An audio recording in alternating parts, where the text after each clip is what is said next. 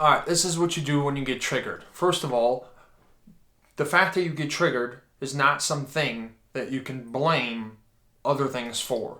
What I mean by that is you've heard of trigger warnings, you heard of this triggers me or I'm triggered by this.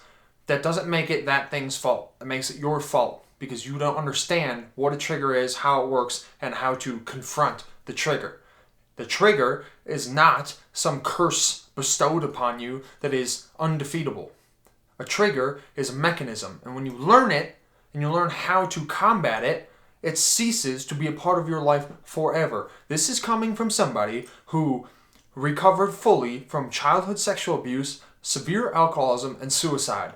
I know triggers so intimately well because I got triggered disgustingly hard many times a day for many years. I'm telling you, if there's somebody that understands triggers, it's me. I'm not speaking from a place of science or medical or bro-ness where I'm talking down. I am speaking from within. I am telling you, I understand how triggers are, how they feel, what they lead to. I understand. I see you. I get it. I really do. And that's also why I'm trying to tell you how I figured them out. It's not that I figured them out. There's a truth to it. I just happened to discover it, and I'm trying to relay that truth to you. If you know what a trigger is, actually, I'm not even going to explain it, because if you're on this video, you know what a trigger is, because you've been triggered. The mechanism of a trigger is this. Something happens that causes an internal surge of panic or overwhelm for whatever reason. For me, again, you can have many. One of my biggest ones, because my trauma is sexual in nature, anytime the concept of sex, whether it was the prospect of it or even the conversation of it, came near me, I got triggered.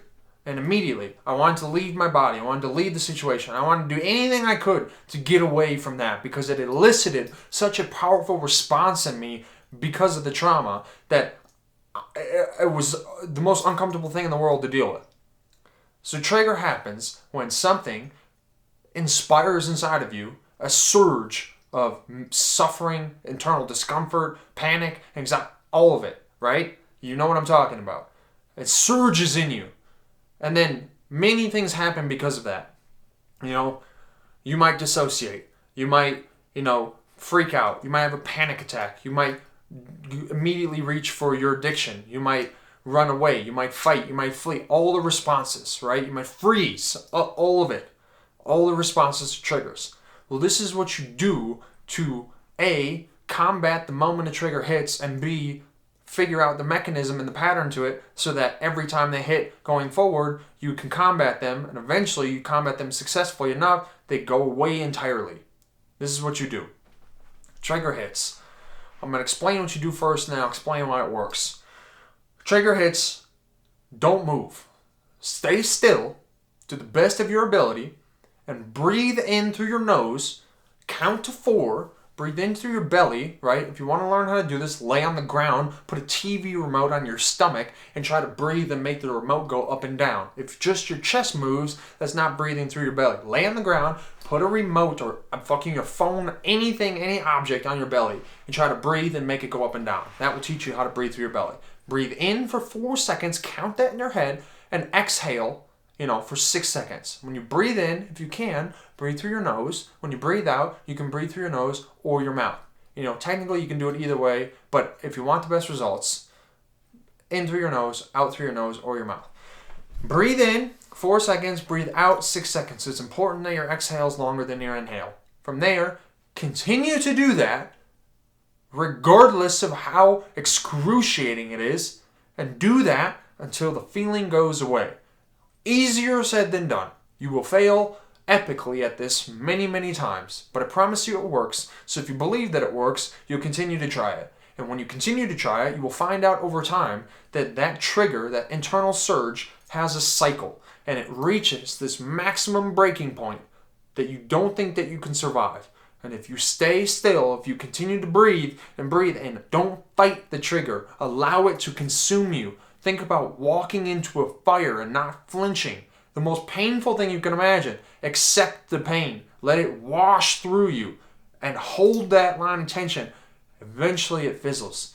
I can't give you a time estimate. That's not really how it works. I promise you, it fizzles. You just have to stay inside of it and not escape it long enough for that to happen. Now, if you can do this successfully, honestly, if you can do it successfully once and you understand what you just did, it kind of changes everything for you, because you realize that this trigger, this thing that causes you so much pain and forces you to do all these things that maybe you don't want to do, has a cycle to it. It's not permanent. It doesn't kill you. Just the understanding and experience of that alone, for the next time it hits, you have that proof in your mind that maybe you're not strong enough to do it again. Probably not, but you know that possibility exists. And when you know it exists, you know that it exists. Like, you can get to this point again if you just keep trying. And eventually, honestly, relatively shortly, if you do it successfully enough, you realize that, this moment is just something to be experienced, not to be survived. And when you experience it and allow it to be experienced fully, you end up realizing the whole cycle. You end up realizing when it's about to come, when it actually hits, and when it leaves. So then when you move forward in the future, you notice the places where it starts to come on. And then you reach the next phase where it's like, you stop being so afraid of things and stop avoiding so many things because they trigger you. Instead, you start to realize that you have this thing that you can do that solves this problem. And it gives you a little more courage to enter more of the world. The final phase is that you don't even think about it anymore, because one of two things. A, you have the skill now to handle triggers, so you don't worry about them. You just digest them, you eat them, you swallow them. And then B, it almost is like doesn't happen at all anymore, because it's like your body has built a survival signal, a threat detection signal around these things that trigger you, because it causes you this pain. But when you swallow enough triggers, it rewires your body and your mind and your spirit and everything that is you to understand that these things aren't threats anymore. And because there aren't threats, there's no more trigger mechanism for your body and your mind to send. It's just as something. It's like not even anything. And so you remove the trigger, actually, you remove the mechanism of the trigger entirely, because you have taught yourself that it does not kill you and it is not a threat. And you realize that it's not actually everything you think it is. It's just a response. And you respond to the response enough ways where the initial response ceases to need to exist at all. If you understand what I'm saying, you understand how powerful that could be. And this all happens because of presence. Don't roll your eyes. Stick with me. Presence is staying in the moment, regardless of what the moment brings. And that's what you're doing when you stay still and breathe through the trigger. You are staying present, because everything that the trigger makes you do that you don't like, if you don't know this, is you escaping the moment. Whether it's an addiction, whether it's a panic attack, whether it's dissociation, what is all that? It's you leaving and going somewhere, escaping somewhere, leaving the moment. Presence is how you defeat triggers, because you stay in that moment until it fizzles, right? And then you learn that it fizzles. And then every time it happens, you stay present enough for it to fizzle. You build the proof, you build a library of proof that you don't need to have your system send this trigger response anymore, because you're just present. And that is like, I've no better way to explain it, and I can't think of anything more powerful that I understand, is that how to defeat triggers, and that it's presence. And for anybody that isn't into the present moment stuff, I wasn't either. I get it. I'm telling you, I get it. I cringed at the word, because I understand who the people are that say these kind of things. And I'm not one of those people. And I'm telling you from lived experience, this is the thing that works. It's the only thing that works. And you can learn how to do that. You can just take my word for it and do the breathing and sit still and try your best and keep trying no matter how much you fail, because you will fail. I did many, many times. Or you can take it all the way and learn how to meditate. Because when you learn how to meditate, you build the skill of cultivating presence on command. And then you get even better, faster at dealing with triggers, because you learn presence first and bring that into the trigger battle instead of just getting handed a sword. You'd learn how everything works. Maybe that's a bad analogy, but meditation is really what you want to do. If you want to learn meditation, I have a video in my channel, but I'm telling you, triggers, that's what you got to do. It's the only thing that ever works for me from all that I've read and searched for and understood and everything. It's the only thing that works.